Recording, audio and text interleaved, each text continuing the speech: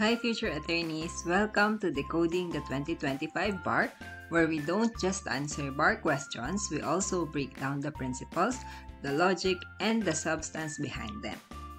In this video, we will cover questions 1 to 5 of the 2025 Criminal Law Bar Exam.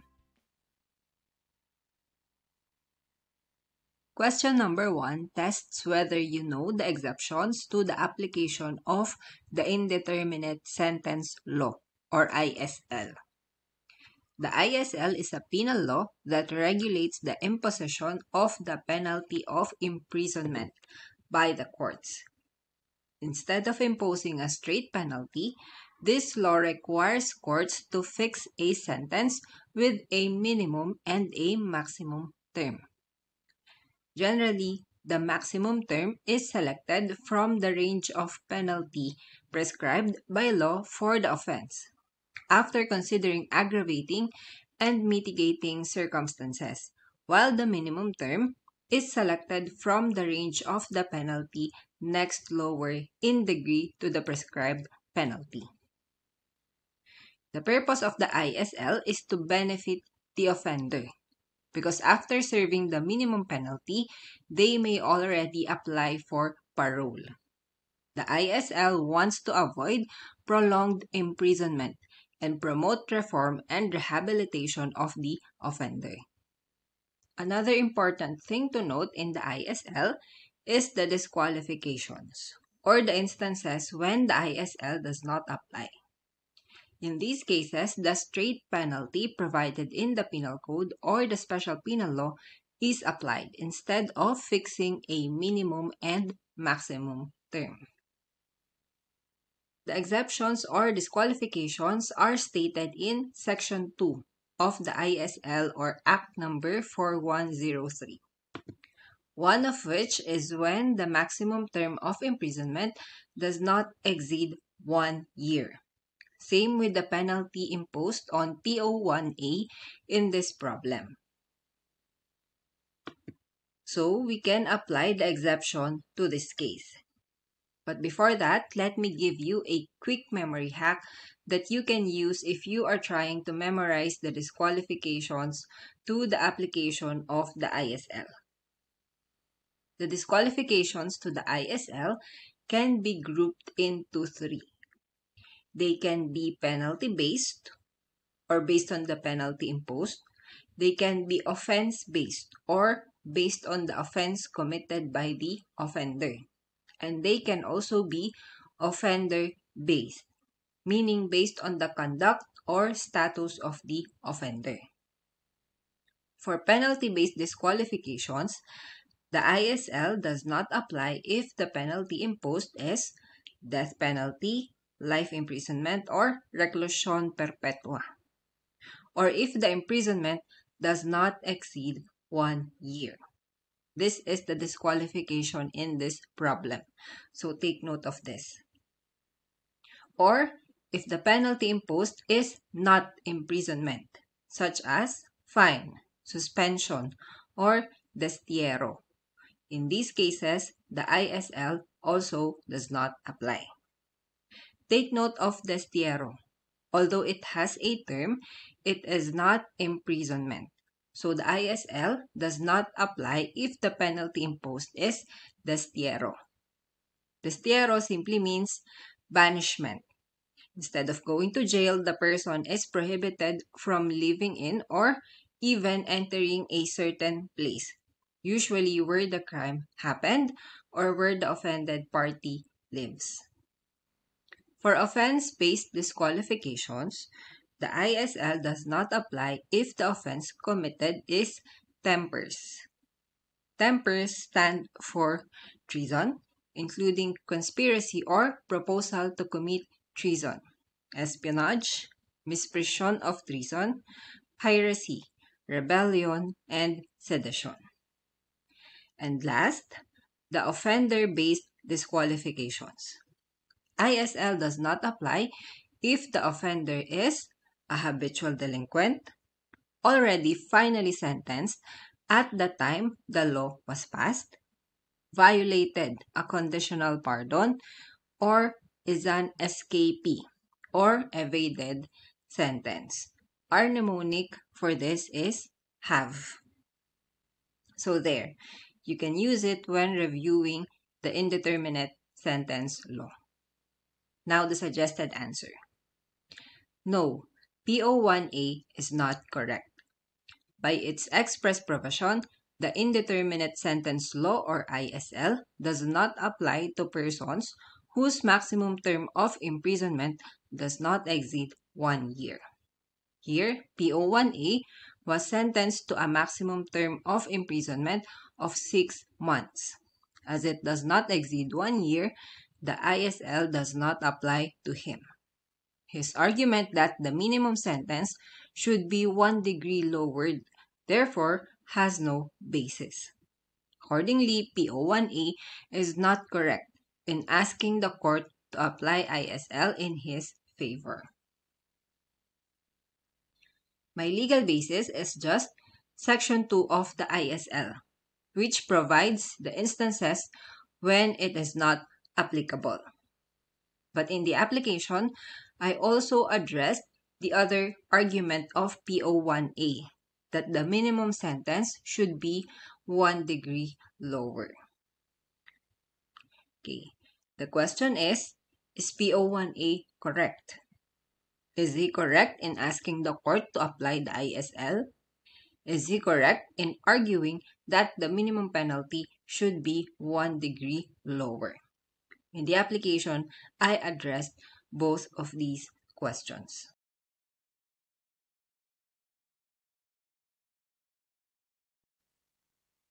Question number 2 is a classic in criminal law. The fact pattern is based on the case of Valenzuela versus People, GR number 160188, if you want to read the full text.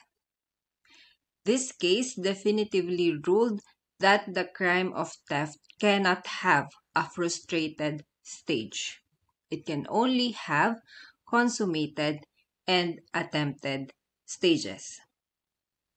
The crime of theft is consummated once the offender takes a personal property belonging to another with intent to gain, even if he has not had the opportunity to dispose of the property stolen. Once the offender had material possession of another's property with intent to gain, the crime of theft is consummated, even if the offender has not had the opportunity to dispose of the property. Remember that dispossession of the stolen property is not an element of the crime of theft or robbery. So this principle also applies in the crime of robbery. Robbery cannot have a frustrated stage as well. Okay, let us use this principle to answer this bar question. No, the charge is not correct. The Supreme Court has held that theft cannot have a frustrated stage. Moreover, it is consummated once the offender takes or obtains material possession of a personal property belonging to another with intent to gain, even if the offender did not have the opportunity to dispose of the stolen goods.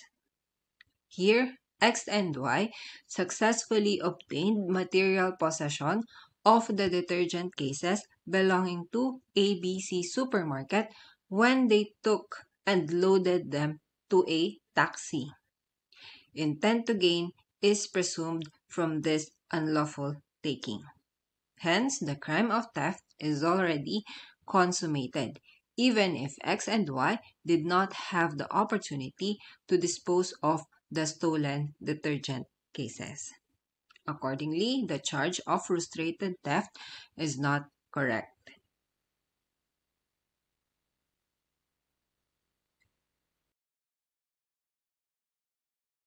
The fact pattern of question number 3 is based on a landmark case penned by the bar chair, People versus Casabuena. In this case, the Supreme Court clarified that the special complex crime of robbery with homicide is committed when homicide takes place by reason or on occasion of the robbery. Those are your keywords: by reason or on occasion of the robbery. The identity of the person killed and the circumstances of the killing are immaterial. Even if it is one of the robbers who was killed in the course of robbery.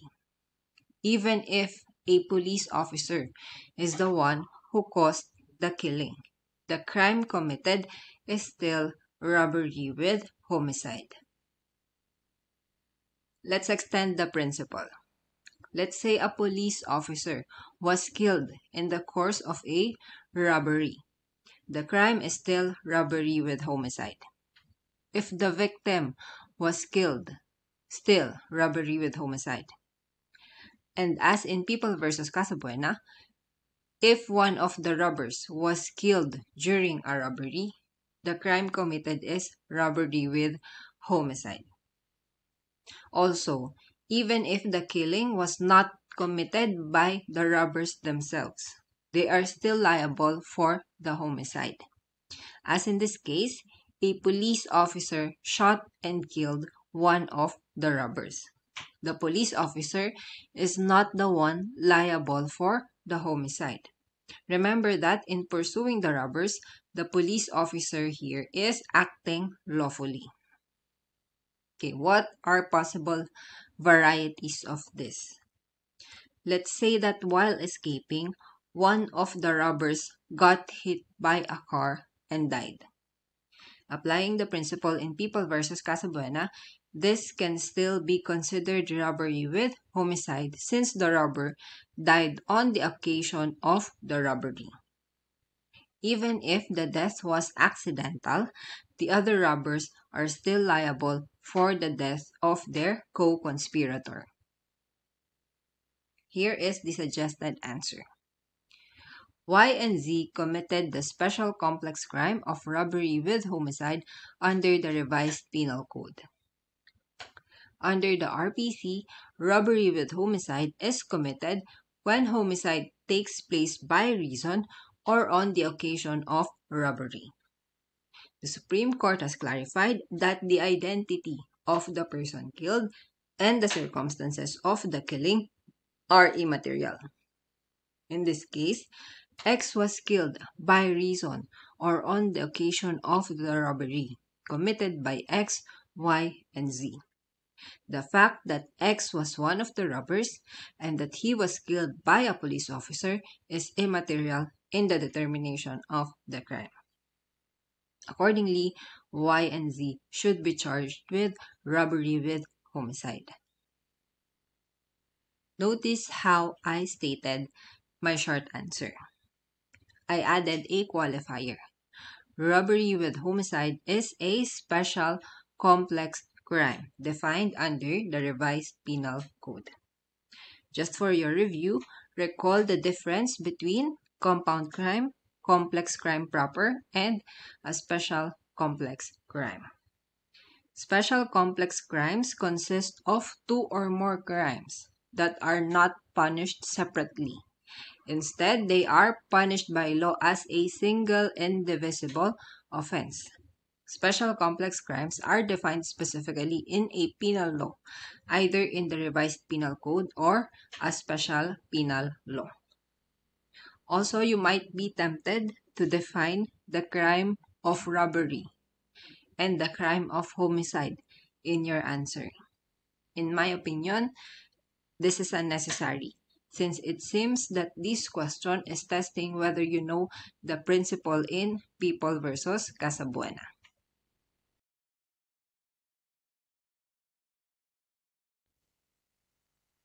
Question number 4 is about the exemptions from criminal liability in crimes against property, including theft. The enumeration is found in Article 332 of the Revised Penal Code. Under this provision, the following are exempt from criminal liability in the crimes of theft, swindling, or malicious mischief. Spouses, ascendants and descendants, or relatives by affinity in the same line. The widowed spouse, with respect to the property which belonged to the deceased spouse before the same shall have passed into the possession of another, and brothers and sisters and brothers-in-law and sisters-in-law if living together. Let's quickly talk about possible variations of this question or how it could be asked next time. A question may be asked about civil liability ex delicto, or the civil liability arising from the criminal act.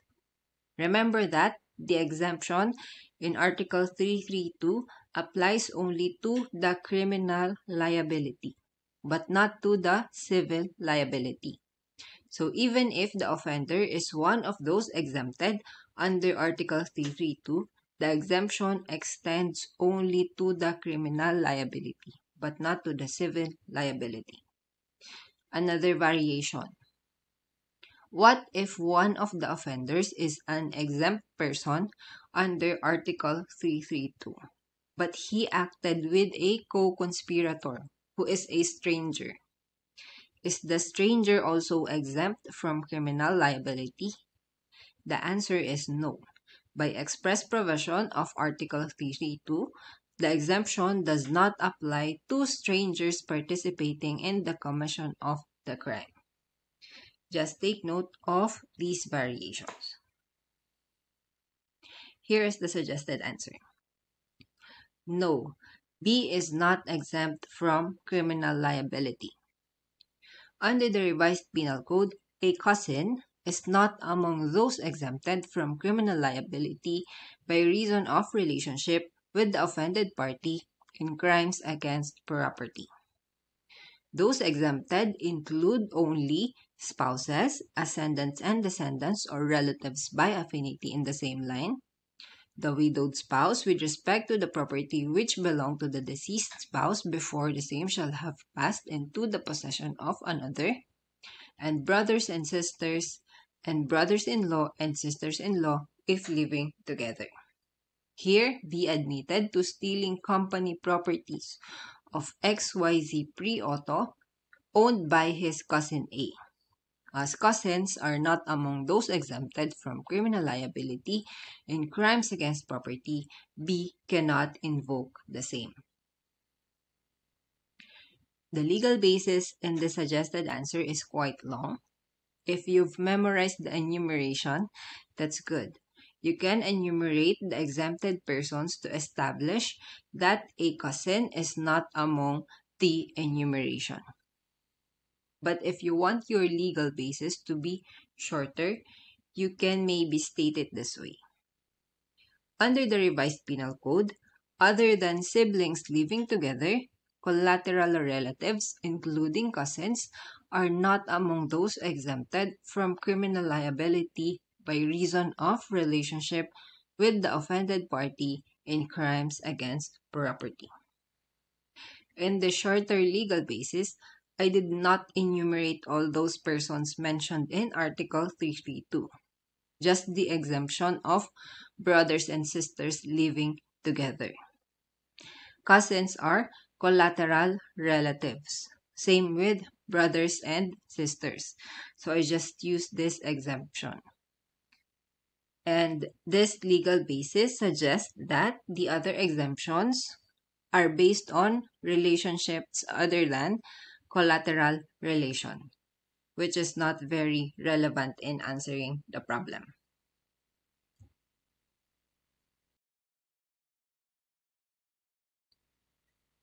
Question number 5 is similar to Cambe versus People, another case penned by the bar chair. In that case, the determining element is the lack of sufficient provocation. But the Supreme Court, through Justice Lazaro Javier, also addressed the element of reasonableness of the means employed. That case involved a similar situation as the one in this problem. The aggressors were also unarmed, and the person defending himself is also a police officer. The police officer was also attacked by the aggressors, causing him to fall to the ground, and the aggressors were about to attack him. So, he shot at them. In that case, the Supreme Court held that the means employed was reasonable, judged from the perspective of the police officer or the person defending himself, who is under the belief that shooting the aggressors is necessary to defend or to protect himself. Here is the suggested answer. No, the prosecution is not correct. The Supreme Court has held that the reasonableness of the means employed in self-defense is judged from the perspective of the defender. If, under the circumstances, the defender believes such means are necessary for his protection, they are deemed reasonable. Here, when PO2A shot X and Y with his service firearm, they were already positioning themselves to attack him while he was down on the ground after being boxed by X. There were also two aggressors against PO2A. Although they were unarmed, PO2A believed that shooting them was necessary to repel their further attack and to protect himself. Under the circumstances, PO2A's response is deemed reasonable, and the prosecution's contrary assertion is erroneous. In this problem, we are only asked about one element of self-defense. That is the reasonableness of the means employed. So it is unnecessary for us to discuss the other elements of self-defense. Notice that we just limited the answer to the element of self-defense that is being asked of us in this problem. Essentially, in our legal basis, we said that whether the means employed is reasonable or not depends on the perception or the judgment of the person defending himself. But even if this is the case, I did not answer, it depends on how PO2A perceives the situation. I chose a legal position, I cited my legal basis, and I applied it to the facts of the problem. I decided whether the means employed are reasonable or unreasonable. In this problem, I decided that it is reasonable, and I stated facts from the problem that support this position. Like PO2A was already down, and X and Y are poised to attack him further. I also mentioned that there are two attackers versus just one PO2A, who is forced to defend himself by shooting X and Y. Thank you for listening, future attorneys. Keep studying smart and see you in the next episode of Decoding the 2025 Bar.